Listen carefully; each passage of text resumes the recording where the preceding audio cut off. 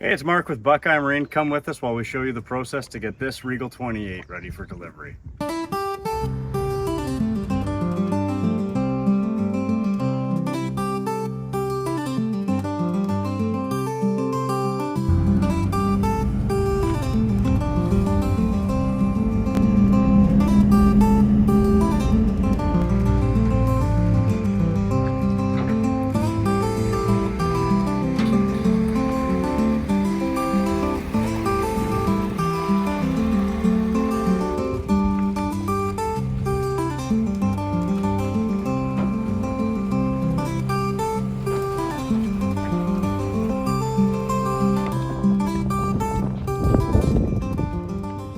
What typically consists a water test?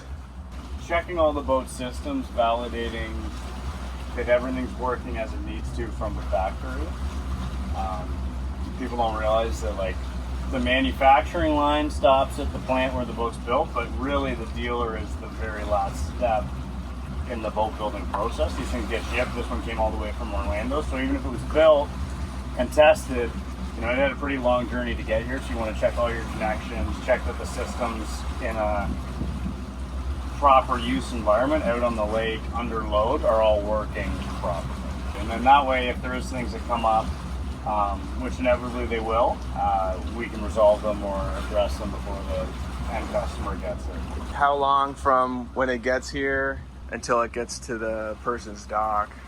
The scheduling's dependent on when the people want it, when we get it through the shop, but they rig it. It's usually spends about a day in the shop getting initially tested.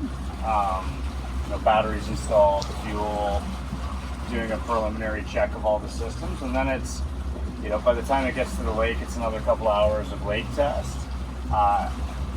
If everything goes good, then it gets prepped and ready for detailing. If we find anything that's not working as it should, or something we want to look into a little more, then it'll go back to the shop and mechanics will look at it. But we're lucky with premium quality brands like Regal. A lot of the time, there are little things that come up. Yes, we don't really see challenging or catastrophic issues with the boat that will prevent it from getting to the customer on time. When did this person purchase this boat? This was a winter deal. This one was, around the boat show, let's say. Yeah. And then they're, planning for early June delivery, so we're on track for that. Cruisers are a little more involved. Obviously, this has a lot more systems than a conventional bow rider. It's got showers, it's got hot water heater, it's got air conditioning, it's got, a little more going on than a conventional sport boat where you're really just checking the powertrain, or, a surf edition, which you're going to be checking the ballast system and the tabs.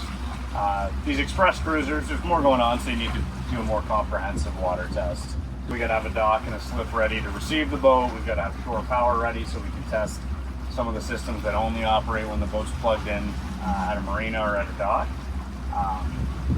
But they're fun. You don't get to do these ones every day, and the 28, this Regal's been an awesome boat for us. It's always nice to get one out and put it through its paces. What's the first thing that you test when you get on the water? Is it leaking, and is the engine coming up to temperature properly? Right. So far, we're good. And then after that, what do you look for? The smaller things? Our process, my process, I like sticking to the powertrain piece first. So as I watch, I'm seeing, okay, it's come up to 167 degrees, it's within spec. Idle seems good, voltage is good, it's charging on the alternator. Once it's warmed up and ready, we'll take it for a cruise. I usually do powertrain first. If there was an issue, then we know we can go right back to the dock. If everything's good there, then we'll idle out in the lake and we'll start checking the other systems. And that's some of the fresh water or the water systems. This can be the electronics on the boat, the stereo, the lighting, going through all those little things to make sure it's all working 100%. Do you ever go full throttle when you test a new boat? That's a good question.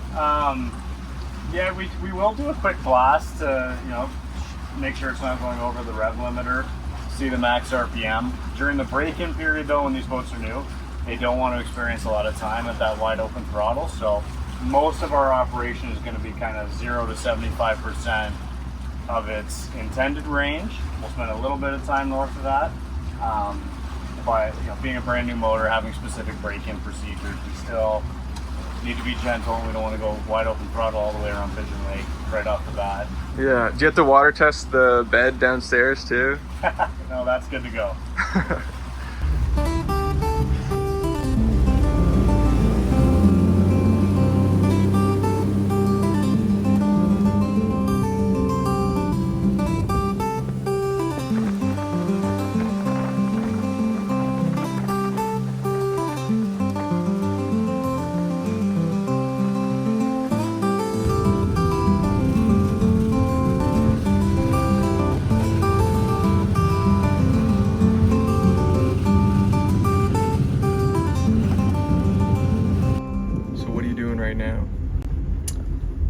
So these dual screens in the Regals, tons of functionality. You can change the interface on the dash. I like to standardize them so you can make the field of information whatever you want.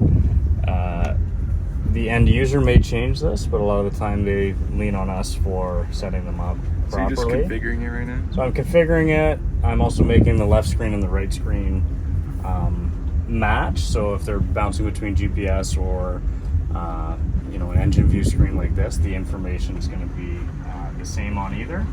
And again, they may change that this way too, though, if there is ever an issue, because we kind of standardized it. I can say, okay, look to the top left of your screen, what's your RPM, look to the main information field, what's your coolant temperature, and we find that helps for diagnosing issues down the road if they come up.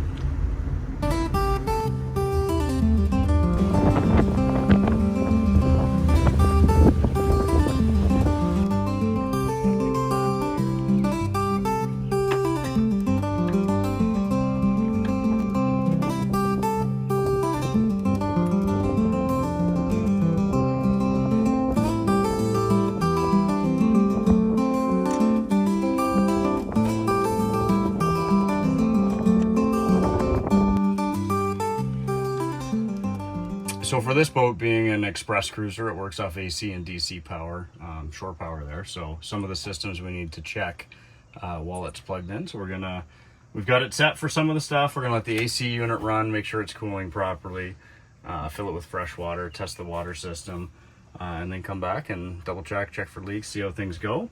Again, it's just those secondary checks to make sure that by the time this boat gets ready for the customer, it's ready for delivery, it's 100% ready to go.